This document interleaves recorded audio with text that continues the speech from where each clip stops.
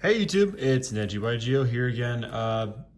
Before we get started, please check out the merch. Appreciate all the love and hellos I've been getting recently. But yeah, without further ado, let's get into this deck profile and talk about YCS Vancouver. And also, before we talk about the cards, I just want to shout out the homies, Matt, Cole, and Grant for the road trip and hospitality with friends and everything in Vancouver. It was a great time and can't wait to do it again. So yeah, I finished 2-2-2 at this event, and in all honesty, I just felt like my two losses were semi out of my control. I was a little too nice to someone who was playing slow.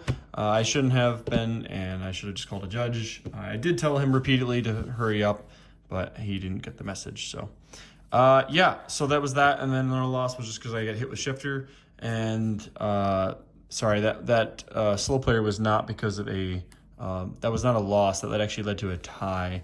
My other loss was just kind of late in the round against some, well, for lack of a better word, jank deck. Anyways, let's get into it. Naturally, we are playing 3 Lucius. Yeah, 3 Lucius, not much to say. Lucius is really great. I felt like he was who I was trying to fuse for when I resolved Rahu a lot of times, so yeah, definitely want to play 3 of. And the other 3 of, for sure, is the 5 mana. 5 mana is insane. If you guys want combo videos, go ahead, comment combo, and I'll mention some combo lines for whoever is interested, and I'll do those. But this video will just be a deck profile. So yeah, 3 5 mana, 3 Lucius. We decided to go with 2 Malulu here. Probably not the best option, but considering we weren't on the King of the Swamp package, Malulu just felt kind of a worse normal summon than Lucius if you're not on the Shadal package. Or sorry, not the Shadal package, the King of the Swamp package, which I will be going in the future. This will be going up to 3 in the future as well, because you can just make Dragoon easily off a normal summon, which is insane, right? And then 2, again, like you've seen many lists like alter these between like 3 and 1 and whatever, but you really only need to play 1 each. Again, it's kind of redundant to play more than that because we are getting the new support. And 3 Kitu DracoTail and 3 Rahu DracoTail.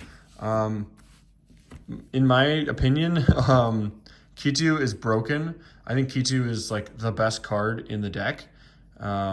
Rahu is a close second, but it's funny mentioning Kitu being the best card in the deck. It's a Rhoda and a fusion summon, right? If your opponent controls a monster. And it doesn't lock you. That's the important part, right? Rahu does lock you. Even though it is a branded fusion, most of the time if you're making, like you have to make a DracoTail, so it's essentially saying you have to use a monster in hand though to like have this live, which is not really that big of an issue. It's just the fusion lock that does kind of get hairy sometimes. So yeah, great cards. Next up, we are playing the 2 traps, naturally.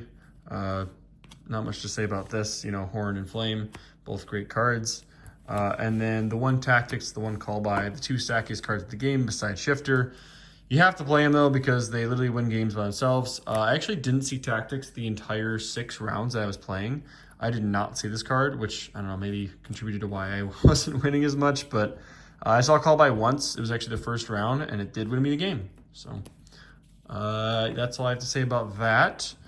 On to the non-engine, we did play this lineup here, which was, I picked up my CR Lupus, which looks really good.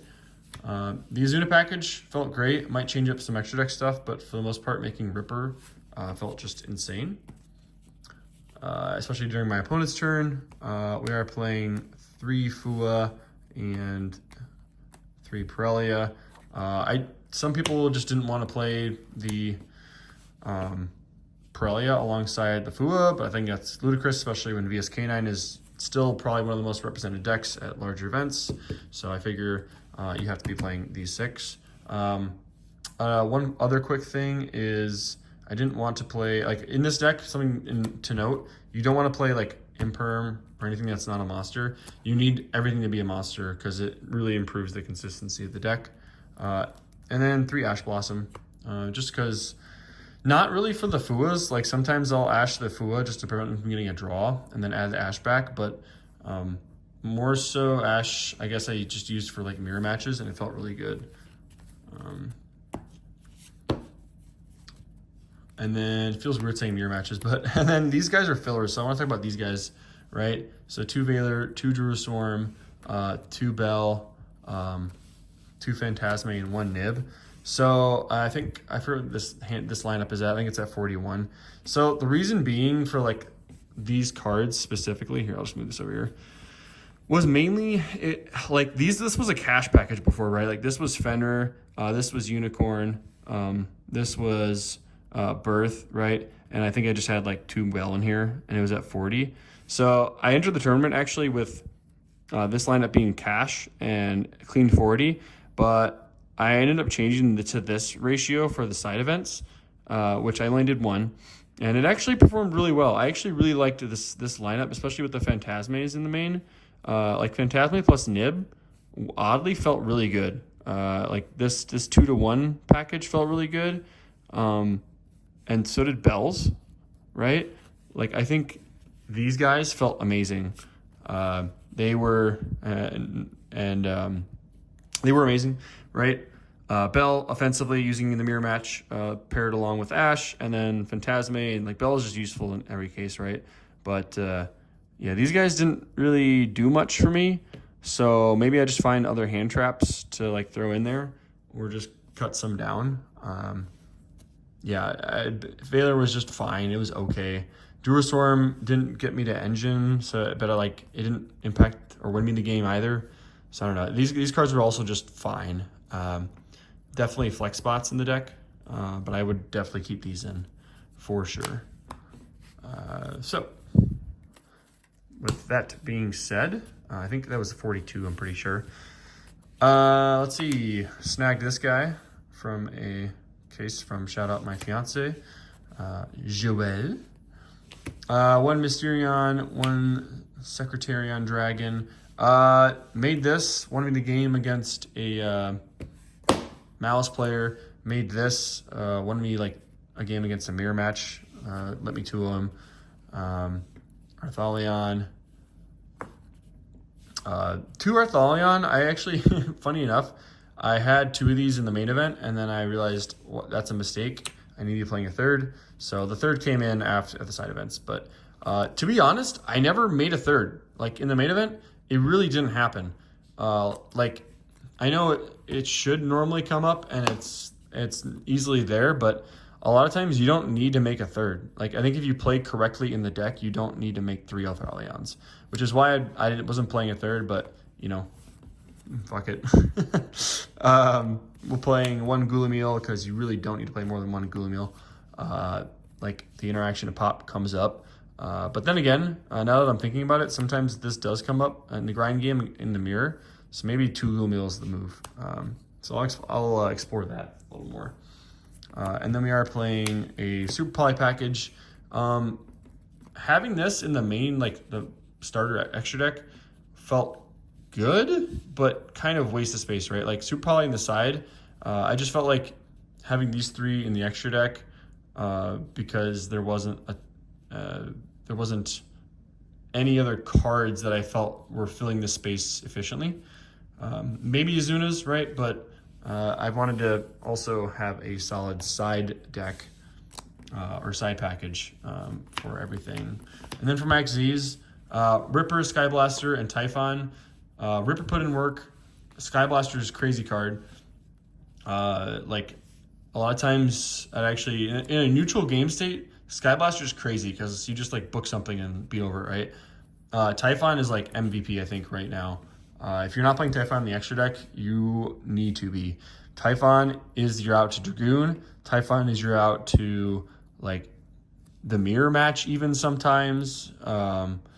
It's your out to, you know, it shuts off Caesar. I mean, it shuts off a lot of stuff, right? So like Typhon is just an insane card and you need to be playing it, especially with the K9 package. And then the 3 links that I decided to play was the 2 ways to seal, and then Little Knight. Didn't really make Little Knight that much. I guess like in the mirror, in theory, you make it to banish their, like, if you have an XE on board, you just link it off in SP and then banish the trap, right? That's what, like, kind of the play to do, but didn't really come up.